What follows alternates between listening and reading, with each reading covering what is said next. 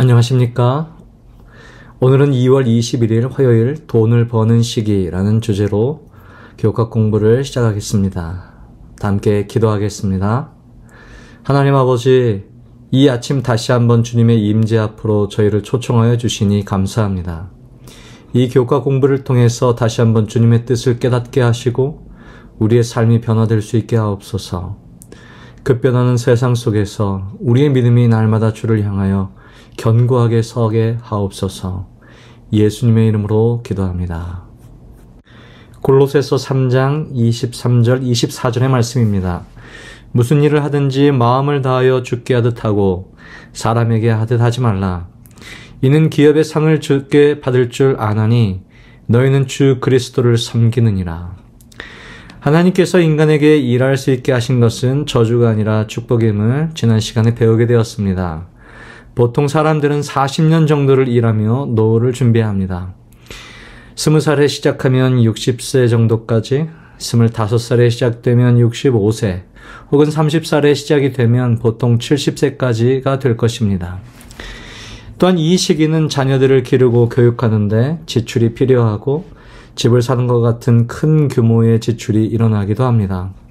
그래서 이때는 재정적으로 매우 힘든 시기가 될 것입니다. 그리고 그 재정적 어려움은 부부 사이에 균열을 만들고 결혼이 파탄되는 경우도 있습니다. 최근 들어서 경제적 이유로 이혼하는 부부가 계속 증가하는 추세라고 합니다. 경제적 어려움을 겪으면서 부부 사이에 틈이 생기고 부부의 끈이 끊어지는 일이 빈번하게 일어나게 되는 것이지요.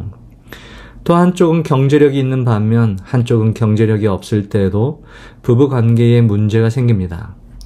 부부는 경제적으로 평등해야 합니다. 남편이든 아내든 일방적으로 재산이나 경제력을 독점하고 상대방을 부양하지 않는다면 이혼 사유가 될 수도 있습니다. 부부 간에도 부양의 의무가 있는 것이죠. 자신은 호화롭고 사치스러운 생활을 하면서 상대방에게는 생활비 혹은 용돈도 제대로 지급하지 않는다면 부부관계는 그야말로 불행한 경말로 들어가게 될 것입니다. 디모데전서 5장 8절의 말씀에 보면 누구든지 자기 친족, 특히 자기 가족을 돌보지 아니하면 믿음을 배반한 자요 불신자보다 더한 자니라 라고 말씀합니다. 일하며 돈을 버는 이 시기 동안엔 또 많은 일들이 일어납니다. 그 중에 두 사람 사이에 태어나는 자녀들에 대한 문제입니다. 자녀들은 여호와의 기업이라고 시편 127편 3절에 말씀하십니다. 그리스도인 부모의 목표는 자녀들이 이 땅에서 훌륭한 사람으로 성장하도록 잘 교육할 뿐만 아니라 다가올 세상에서도 합당한 자로 키워내는 것입니다. 교과의 저자는 그런 자녀들의 교육을 위해서 다음에 세 가지를 제안하고 있습니다. 첫째, 그리스도인 가정 환경을 제공하라. 규칙적이고 흥미로운 가정 예배, 안식일 학교 및 교회 출석, 그리고 신실한 11조와 각종 헌금 생활이 여기 포함됩니다. 그런 습관들이 어린 시절부터 잘 교육되어야 합니다 라고 제안하고요. 두 번째 제안은 자녀들이 즐거운 마음으로 일하도록 그리고 일을 소중히 여기도록 가르치라 라고 권면합니다. 자녀들은 근면하고 성실하게 일하면 주목과 인정을 받게 되고 돈을 벌게 된다는 사실을 깨닫게 될 것이다 라고 말합니다. 셋째는 좋은 교육의 기회를 제공하라 라고 말합니다. 오늘날의 교육은 비용이 많이 드는데 특히 기독교 사립학교 교육을 받으려면 더욱 그렇습니다. 하지만 이 세상에서의 삶뿐만 아니라 그들의 영원한 삶을 생각하려는 하는 부모라면 이는 충분히 가치가 있는 투자가 될 것입니다. 자녀들을 위해서 부모들은 헌신하며 자신의 시간을 아껴가며 더 많은 돈을 벌기 위해 노력합니다. 특별히 한국인은 자녀 교육에 대한 열망이 대단하죠. 부모 세대가 충분히 누리지 못한 좋은 교육 환경을 자녀들은 누릴 수 있으며 그것을 통해서 자녀들이 출세하고 성공하기를 원하기 때문입니다. 그렇게 세상적으로 성공한 것처럼 보이는 자녀들에게 부모들은 가끔 실망하는 경우도 종종 있습니다.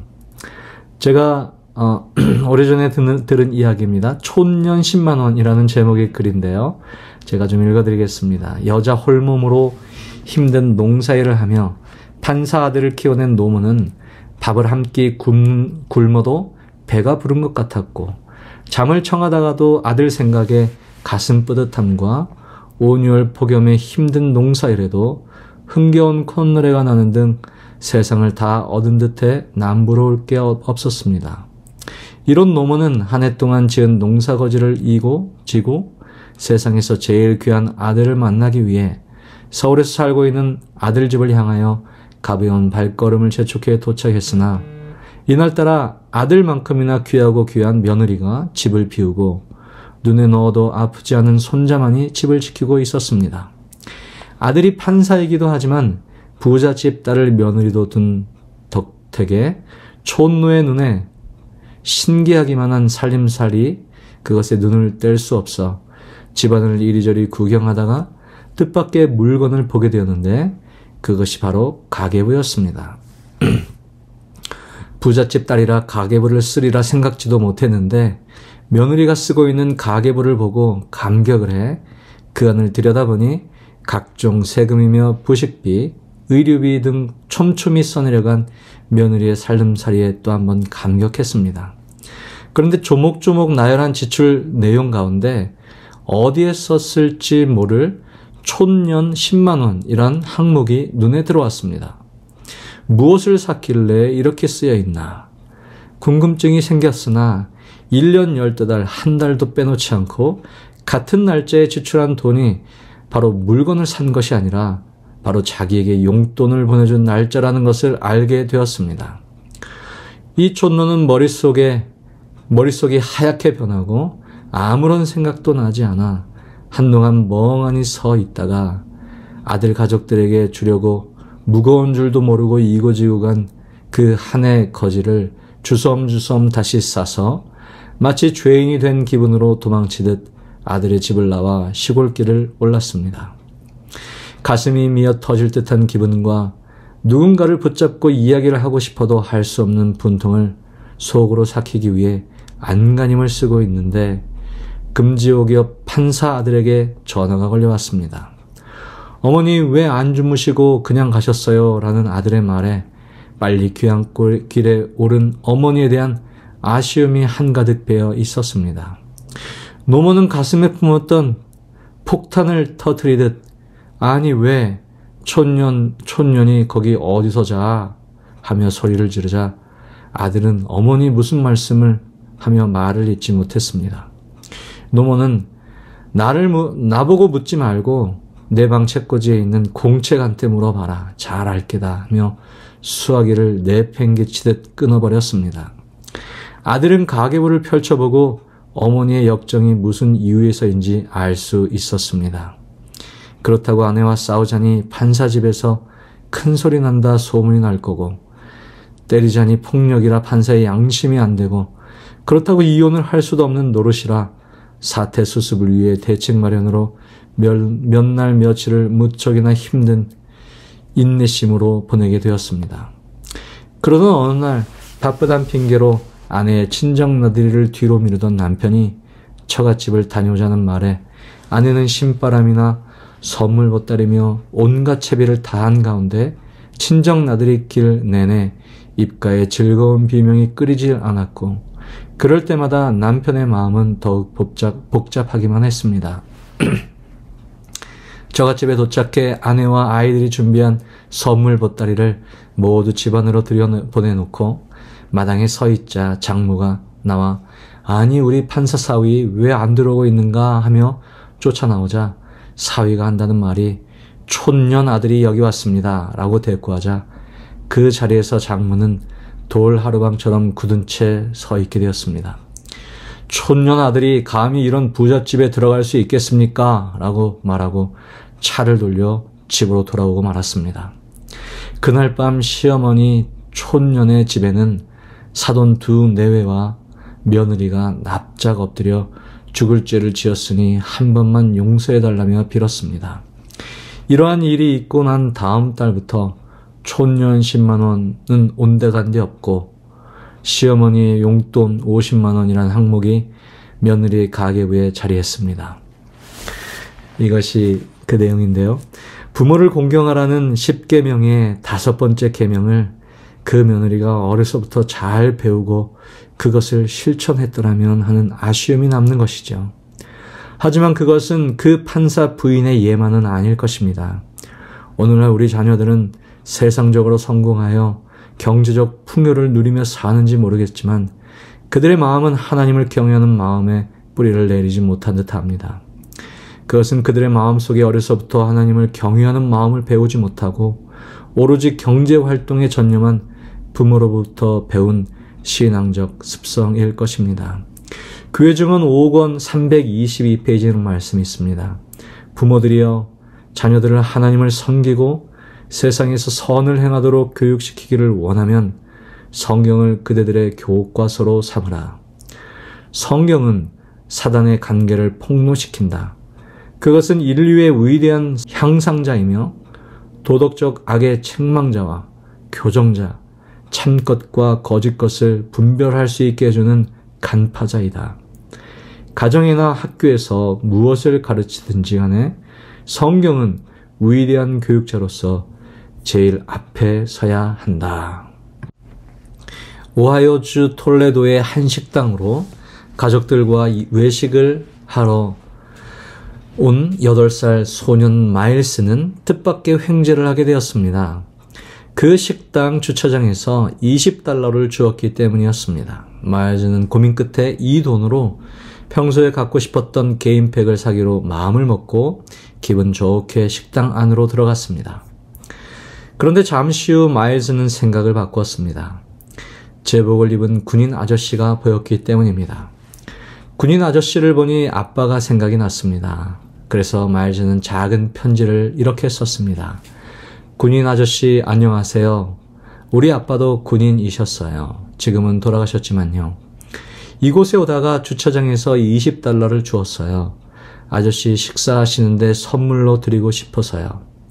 오늘은 제가 운이 좋은 날인가 봐요. 군인 아저씨들의 노고에 감사드려요.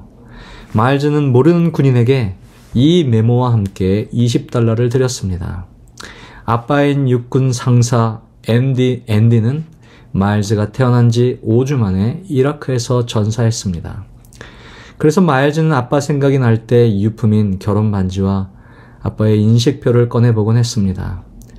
그리고 뜻하지 않게 선물을 받게 된 미 공군 중령 프랭크 데일리는 편지와 현금을 받고 그의 아빠에 대한 존경심과 군인에 대한 존중의 마음을 그 소년으로부터 강하게 느끼게 되었습니다. 식사를 마치고 식당을 나온 마일스는 엄마에게 아빠의 묘지로 가달라고 부탁을 드렸습니다. 엄마는 차를 국립묘지에 세웠습니다. 아빠를 향해 걸어가는 아들의 발걸음이 무겁게 느껴졌습니다. 그곳에서 아들은 아빠의 묘비를 끌어안고 한참을 서 있었습니다. 나중에 CBS 방송에 출연한 이 공군 중령 프랭크는 자신의 이 경험을 그 프로그램에서 소개했습니다. $20 게임팩을 포기한 이 소년의 작은 행동이 전파를 타고 전국에 방송이 되자 미국의 모든 시민들의 마음이 감동을 받았습니다. 무려 $200만 기부금이 조성되었고 국가는 그를 잊지 않고 찬사를 보냈습니다. 2016년 메달 오브 오너 수상의 날 대통령이 직접 수여하는 군 최고 명예훈장의 주인공이 바로 마일즈 에커트 군이었습니다. 마일즈는 아빠의 인식표를 목에 걸고 시상대에 올랐습니다. 그리고 그 소녀는 그 모든 영광을 아빠에게 돌렸습니다. 작은 거인 마일즈는 이 미국과 온 국민의 마음을 움직였던 것입니다. 여러분, 세상의 모든 사람들은 성공과 자기 만족을 위해 오늘도 열심히 돈을 벌기 위해 살아갑니다. 하지만 세상이 기억하는 인물은 자신의 욕심을 내려놓고 타인을 위해 그것을 베푼 사람을 더욱더 기억하게 마련이죠. 오늘 우리 가정에서 자라나는 우리 자녀들이 배워야 할 가장 중요한 교훈은 부모님의 모습에서 실천되는 이타적 사랑일 것입니다. 잠언 14장 23절에 있는 말씀, 모든 수고에는 이익이 있어도 입술의 말은 궁핍을 이룰 뿐이니라. 타인을 위해 내려놓은 우리의 모든 유익은 그 수고는 반드시 우리에게 이익을 가져올 것입니다. 하지만 입술로만 외치는 사랑은 공암 메아리처럼 공중에서 사라질 것입니다. 여러분, 오늘 우리는 무엇을 자녀들에게 남길 것입니까? 무엇을 자녀들의 마음속에 심어줄 것입니까? 그것이 오늘 우리의 고민입니다. 하나님께서 기업으로 주신 자녀들을 믿음 안에서 잘 양육하고 싶습니다. 하지만 그렇게 하는 일이 쉽지 않습니다. 하나님을 전적으로 의지하며 최선을 다해 양육하겠사오니 가장 좋은 길로 인도하여 주옵소서. 아멘.